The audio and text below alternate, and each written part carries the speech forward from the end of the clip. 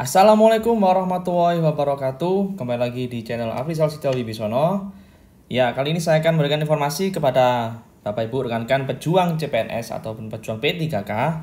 Tapi khususnya di sini adalah saya akan memberikan informasi mengenai Bapak Ibu yang masih tetap komitmen ingin mendaftar jalur CPNS. Ya, kan ASN itu ada dua, CPNS atau PNS maupun P3K. Nah, di sini di tengah simpang siur yang ada di tengah masyarakat untuk PNS atau ke P3K, ke depan ini mana yang akan ada perekrutan?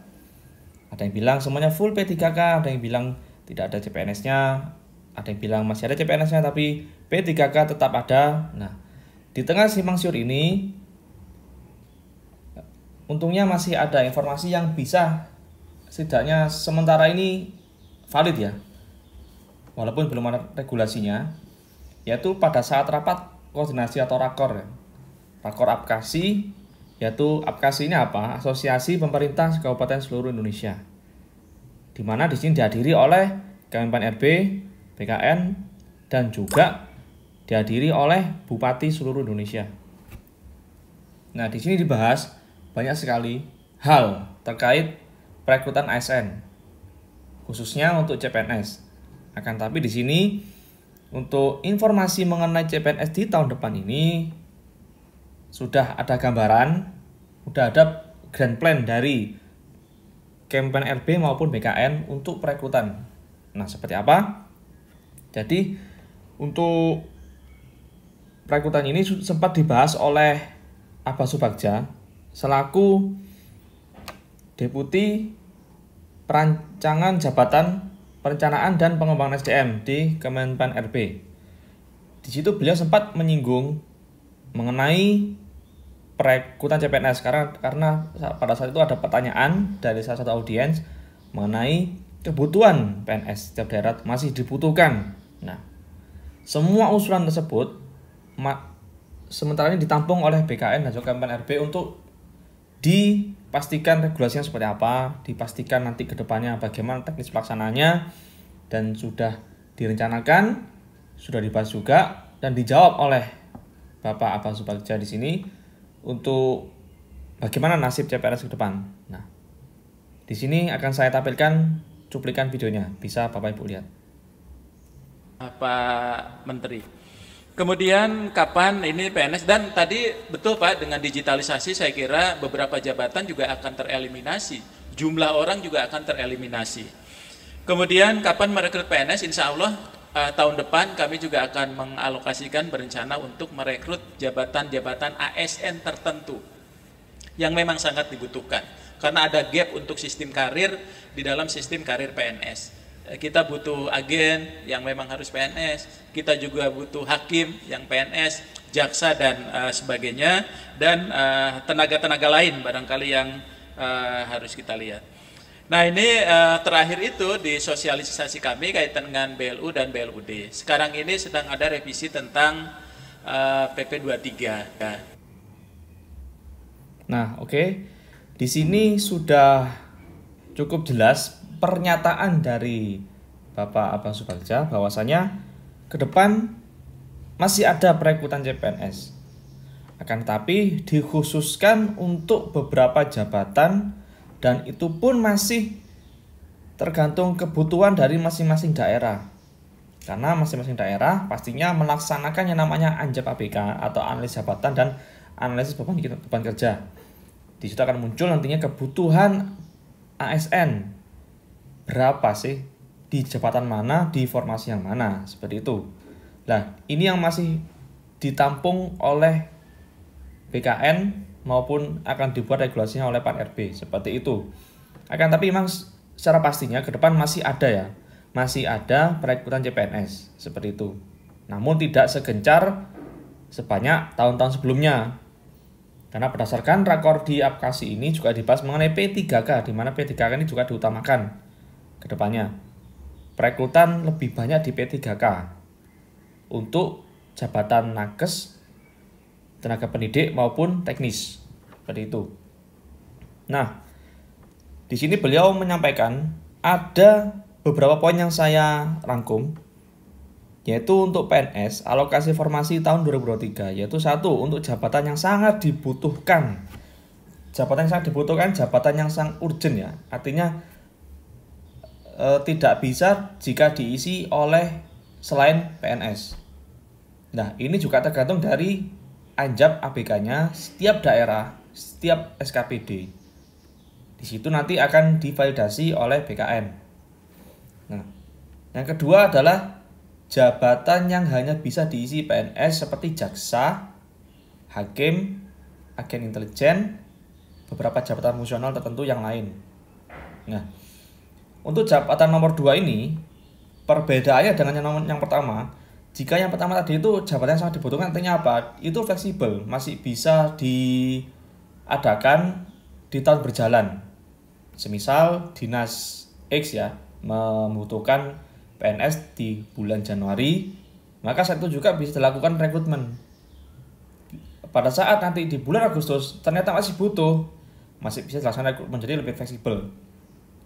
Dengan catatan itu memang sangat dibutuhkan, dan itu validasinya kembali lagi di BKN dan juga PAN-RB ya. Untuk info selengkapnya masih akan digodok regulasinya oleh PAN-RB maupun BKN ya. Yang kedua, kembali lagi yang kedua, jabatan yang hanya bisa diisi PNS ini ada 3, jaksa, hakim, agen intelijen, dan beberapa jabatan fungsional tertentu yang lain. Nah, untuk khusus yang jabatan fungsional tertentu yang lain ini juga menyesuaikan lagi, karena ada beberapa jabatan fungsional tertentu yang bisa juga diisi oleh P3K. Seperti itu. Nah, untuk jaksa, hakim, agen intelijen ini juga memiliki kriterianya masing-masing yang bisa rekan-rekan semua cek di peraturannya ya. Di sini saya sudah sediakan peraturannya, nanti bisa di-download di kolom komentar ya. Bagaimana untuk kriteria jaksa, hakim, dan agen intelijen. Seperti itu. Oke, ntar saya buka dulu. Nah, di sini saya contohkan buka yang ini ya, ini yang hakim ya. Ini peraturan Mahkamah Agung Republik Indonesia tahun 2021 ya. Di sini nanti bisa rekan-rekan baca. Untuk hakim ini informasinya memang harus PNS ya. Tadi juga sempat disinggung oleh Bapak Subagja bahwasanya hakim ini kita masih butuh yang PNS. Nah, di sini di pasal 1 bisa rekan-rekan lihat. Nah, bentar. Nih. Saya tandai dulu. Oke, di pasal 1 ini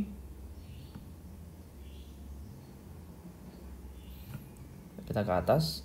Ya, ini. Nah, hakim ini ada korelasinya dengan ini ya, calon pegawai negeri sipil. Jadi kita fokus nomor 4, pengadaan hakim adalah kegiatan untuk mengisi kebutuhan hakim yang berasal dari pegawai negeri ya. Pegawai negeri, maaf ya. Nah, pegawai negeri sipil ini ya. Bisa dilihat di sini. Nah, kita lanjut lagi di pasal bawahnya, di poinnya, di ayatnya.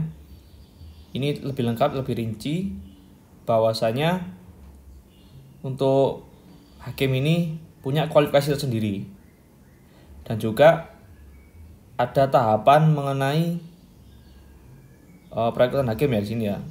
Bisa nanti rekan baca jika ingin nantinya mendalami, karena yang pasti ke depan untuk hakim ini pasti butuh setiap tahun karena ada yang pensiun, jadi ada perekrutan baru ya. Selanjutnya kita kembali lagi di slide hakim ya. Jaksa, hakim kayak sama, ada juga peraturannya.